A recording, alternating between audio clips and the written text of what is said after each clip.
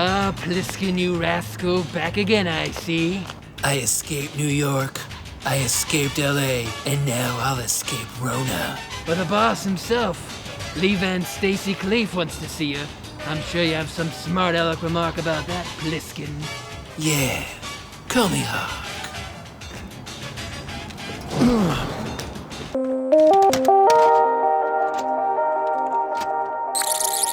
And on the second day of KURTmas, Captain Ron gave to me Snake and Peter Fonda riding a CGI tsunami. Ah yes, we're going all in on Escape from LA. It's the only way to escape Rona and 2020. I guess it comes down to if you like Rio Bravo or El Dorado more. These are the words of John Boy Carpenter himself, and if you should like Escape from New York or Escape from LA more, and much like Howard Hawks doing those westerns before him, these are, basically the same movies. And the differences really come down to kind of the differences in states. Escape from New York, it's gritty, it's grimy. You got Isaac Hayes as the Duke of New York. You got Ernest Borgnine himself as a taxi cab driver. Where Escape from LA takes the more glamorous Hollywood route. You got the Hollywood Bowl, you got Sunset Boulevard, you got Pam Grier as a transgender using a hang glider. Now, if the film itself isn't enough proof, Carpenter was a little bit disillusioned with Hollywood at this point in his career. Him and Kurt Russell were all planning to do a big Creature from the Black Lagoon remake, and in the meantime, Universal went through an ownership change, and of course, the new regime threw out everything, including the planned Creature from the Black Lagoon remake. So Kurt and Carpenter still reteamed, just instead, they went with Scream Queen producer Deborah Hill, their old pal, and they aimed to not only make a sequel, but a send-up of sequels, Escape from LA. The Lifetime 700 Club president in this flick is Uncle Ben from Spider-Man, the Sam Raimi version, and he understands power a whole lot more than responsibility here, which doesn't sound familiar at all. And so we open up in this wasteland as news reporters claim that the most famous outlaw in the history of America has been captured. And no, I'm not talking about Jeff Bezos. I'm pretty sure he's still a trillionaire in this timeline. We're talking about Snake Plissken himself. He's out of the paddy wagon and into the camera lights. He's so retro looking, says one of the president's goons. And indeed he does, as Kurt Russell is wearing the exact costume from the first flick here. It's still a perfect fit 15 years later. It's no wonder that Goldie Hawn has stuck with that walking snack pack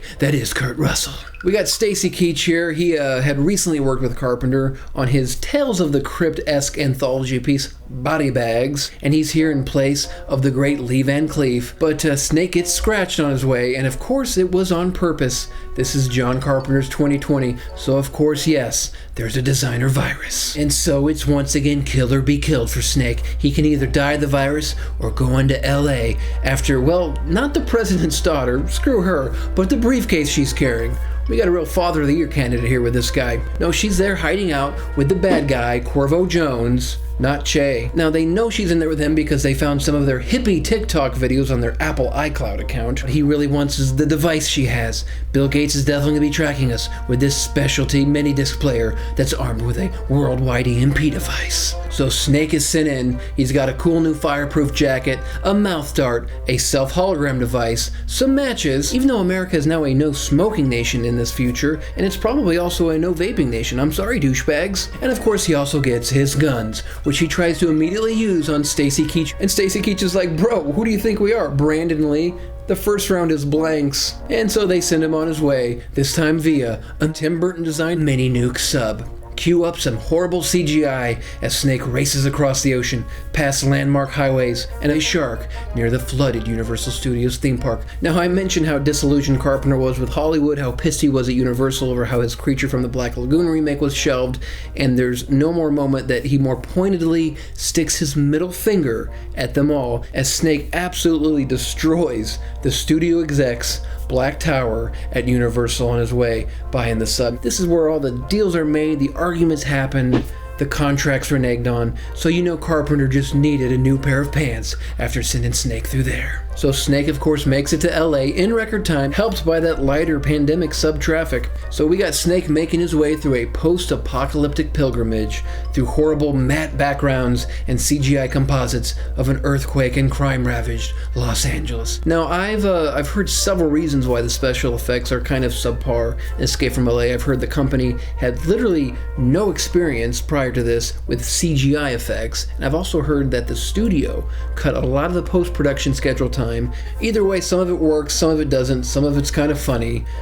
It works best on the recent Shout/Scream Factory release of the flick that has a 4K darker scan that composites everything just a little bit better. Anyhow, on this little trip, you don't really need Map to the C-List Celebrities, Eddie, because Snake's journey takes us to all your favorite tourist hotspots, the beautiful beaches, and you anti-science nerds will be happy to know that these beaches are complete with some acid rain. And speaking of acid, we got Easy Rider himself, Peter Fonda, here easy riding his surfboard and living in a perpetual high as he geeks out over meeting Snake. We also have a torn to bits Capitol Records building. I mean, that's a must in any disaster flick. Just ask Roland Emmerich. But now in this film, we are not sure if the damage to the building is from an earthquake or if it's just a metaphor for the current state of the music industry. Now, film fans, don't you worry, as we're heading over to the Chinese theater and into where the Oscars are hosted. But this year, the Oscars aren't happening, but we do have Hollywood hookers and a biker bar worthy game of hang up the Special Forces agent and throw knives in lieu of darts at him. Snake decides to leave him hanging, and then some goon just doesn't really want to leave Snake alone. He's kind of like one of those LA hagglers trying to get you to buy their mixtape. It's always because they think you're some dumb tourist, but Snake is no Karen on vacation. He does a little nonchalant half spin and blows him away with a machine gun. I mean, to be fair, this whole sequence does play out a little bit like an Oscars after party. Anyhow, I previously mentioned Map to the C-List Celebrities Eddie, and he's here, and he's none other than Steve Buscemi. He's got his own Bill Gates mini-disc player, and he's sort of like if Barney Fife became a talent agent, scumbag, who even in the apocalypse is still trying to scam his way. Now, Snake here is his biggest potential client since Louis C.K. was Me Too to this island prison of LA. But here, Snake is staying a free agent, at least until he airs Escape from the Decision on ESPN Post-Apocalyptic. So now we're heading to Sunset Boulevard. Now, you're not going to get a celebrity house tour van here, but you will get a Thanksgiving Day parade for Cuervo Jones. His hot convertible is complete with not President Trump's Uncle Ben's daughter, who's wearing fewer and fewer clothes, but is also adorned with a bunch of decapitated Barbie heads. And I'm sure that seems really scary to any 6-year-olds exiled in LA. Now, Snake here is like LeBron James joining the Los Angeles Lakers. Yeah, he's getting older. Yeah, he's lost a step, but he's still getting all the ref calls as he gets himself a motorcycle, taking out goons as he goes before he flies that bike into midair with some gloriously bad, poorly composited green screen into the bed of a truck. And now he's going from truck to car to on his back as Cuervo and his presidential daughter dame escape. Not hence the title. Now, what follows is one of the moments that made it in all the trailers, all the TV spots. He decides to play a game of Bangkok Rules. Now, before you geography nerds think we're going full Pornhub here, Bangkok is a country, okay? And Bangkok Rules means no one can draw before a can tossed in the air hits the ground. It's sort of like Canuck Rules on Snapchat. Nobody snap that cute blonde your buddy was involved with until you're sure he's over her. Well, Snake throws up a can and he blows a bunch of idiots away before it even hits the dirt.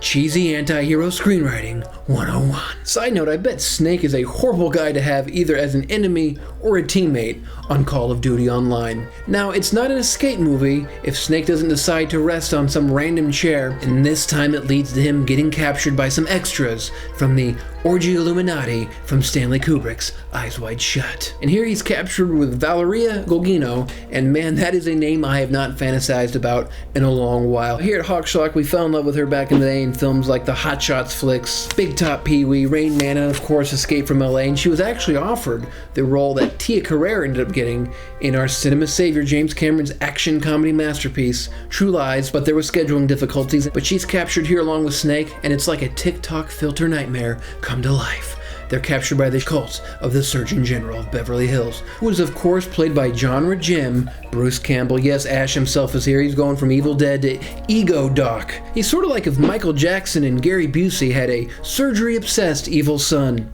Surgeon Ash is all, my God, they're real. And he's referring, of course, to Valeria's rack.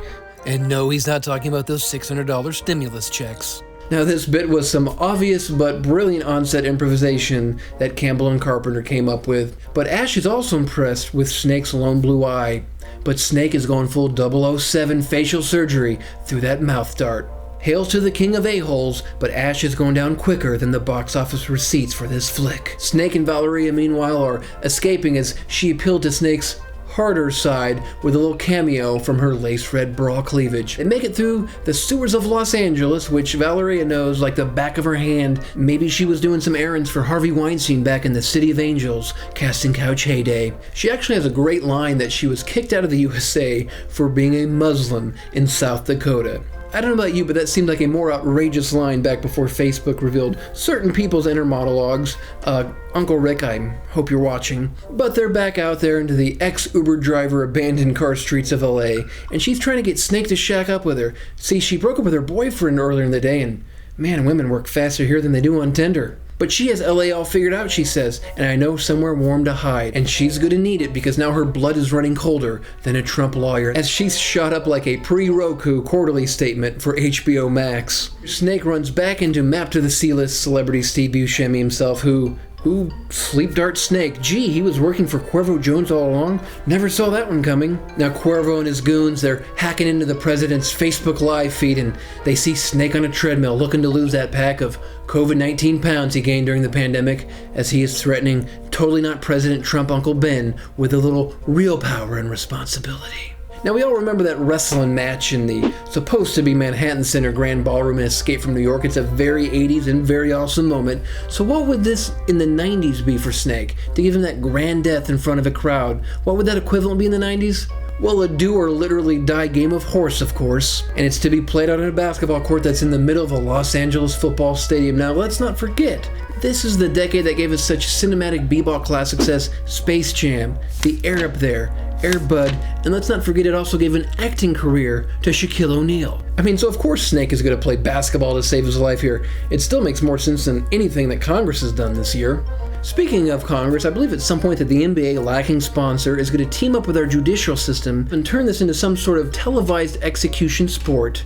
Justice for the Running Man getting canceled. Cuervo has the crowd of outcast Americans behind him as he shouts, "You may have survived Cleveland. You may have escaped from New York, but this is LA, vato. And you're about to find out that this effing city can kill anybody." And of course LA can kill just about anyone, Cuervo. Just ask a future actress from a John Carpenter flick, Amber Heard. Heartless Michael Jordan and Bugs Bunny can eat their heart out as Snake drains the last shot he needs as the timer goes out. And that's what I call a shot worthy of a $600 payout. An aftershock hits, and Snake escapes back into the sewers of LA. Buscemi chases him down, but before Snake can yell, "I didn't kill my wife!" the aftershock causes more structural issues than a house playing a Christopher Nolan movie on full blast on their surround sound. Snake sneaks out again. He is very slithery like a snake, hence his name. And now we get to the greatest scene in the history of motion pictures. Citizen Kane, Vertigo, Godfather, they can now go take a piss off a CGI roof because now Snake Plissken, he's going full CGI surfing a tsunami in the canals of LA with Peter Fonda. Like seriously, what crackerjack studio executive decided to greenlight this for $50 million and just let Carpenter go play? Because wherever they are, I want to find them and give them a high five, like the one Snake gives Fonda, only the greatest high five seen on screen since the opening credits to Saved by the Bell seasons 3 and 4. And of course, cue Map to the C-list star Steve Buscemi is double taking over at Snake CGI surfing like some kind of post-apocalyptic version of Pulp Fiction. It would only be better if Buscemi was in his Cadillac rocking out to Flowers on the Wall by the Statler brothers. Buscemi is quicker to jump allegiances in this flick than a real-life studio exec or talent scout or member of Congress for that matter. So he takes Snake to meet the one man he knows that hates Cuervo just as much as him, a woman named Hershey, who ends up of course being a former man that Snake once knew as Carjack Malone, and of course this person, Hershey, is played by blaxploitation legend herself, Pam Grier, and getting her crotch grabbed by Snake Plissken for an awkwardly long amount of time you can cut the sexual or homoerotic or whatever it is tension with. The hang gliders that Snake, Foxy, and Buscemi are rocking, that's right, it's the ultimate Schlock sunset blaze of glory. It's chaos and carnage in the faux magic kingdom as Snake and his allies, they are sneak attacking Cuervo and his leather-clad goons. Now here, besides some matte work, Disneyland, it's looking a whole lot like the courthouse backlot at Universal Studios because, well, That's where it was filmed. Now Snake and his crew, they escape with totally not President Trump Uncle Ben's daughter via a futuristic Tim Burton designed helicopter. Cuervo now, he's gonna crash land in a Matterhorn mountain. It's sort of like Brad Bird's career with Tomorrowland. And Snake, he's coming in hot. It's gonna be a crash landing. And he still has time to sneak in one of those mini disc players into daughter Trump's jacket. Gee, I wonder if that'll come into play. They crash and Snake is captured, and just when they go to grab his Discman, they also find daughter Trump, and that she also has a Discman that Snake snuck in. Ah ha ha! Snake has been stopped from doing another one of those ridiculous switches at the end of the films. Or has a President Totally Not Trump Uncle Ben. He's gonna kill his own daughter, he's gonna kill Snake, and he's gonna wipe out the technology of Cuervo's country for threatening US shores. But no, Snake is 10 sequel steps ahead of the game again. He still has the actual EMP Bill Gates is gonna track us all down Discman, and when they try to shoot at him, he's a hologram. Snake surprise switch at the end, screenwriting 101. By the way, Rian Johnson totally ripped off the hologram fake out ending for this flick. To be fair, Escape from LA kinda just ripped it off from Total Recall, so you know, it's like poetry, it all rhymes, right George? He of course is gonna choose to put in the world code, which is of course 666. The technology of the world is shut down. The president's TV shuts down. His phone can no longer tweet. Even his daughter is safe from the electric chair. Snake lights a cigarette and he has a little castaway Tom Hanks moment as suddenly creating fire is a big deal again. Welcome to the human race, he says. Cue the white zombie song in credits, cue the end of a franchise, and cue the Schlockers. We got Best Hair Extensions for Kurt Russell, Best Middle Finger to Studio Sequel since Gremlins 2, Best Way to Circumvent Parking and Traffic by Hang Gliding Your Way into Disneyland. You can't run, but you can glide. Best use of a red lace bra since Liv Tyler and Empire Records. Best way to get rid of a street hustler, fighting that fire mixtape with fire. Best trans blaxploitation badass. Best one-on-none game of basketball. Best worst use of a CGI tsunami. So my Winona Ryder's face is a walking emoji generator scale of schlock cinema. I'm giving this one 4 Winonas. I love this movie. Haters can suck it. Yes, it's big, it's loud, and it's also a whole lot more self-aware in its campiness and satire than many give it credit for. The bottom line is Snake surfs a CGI tsunami in the middle of LA, so of course this is gonna come. Highly recommended. HawkSchlock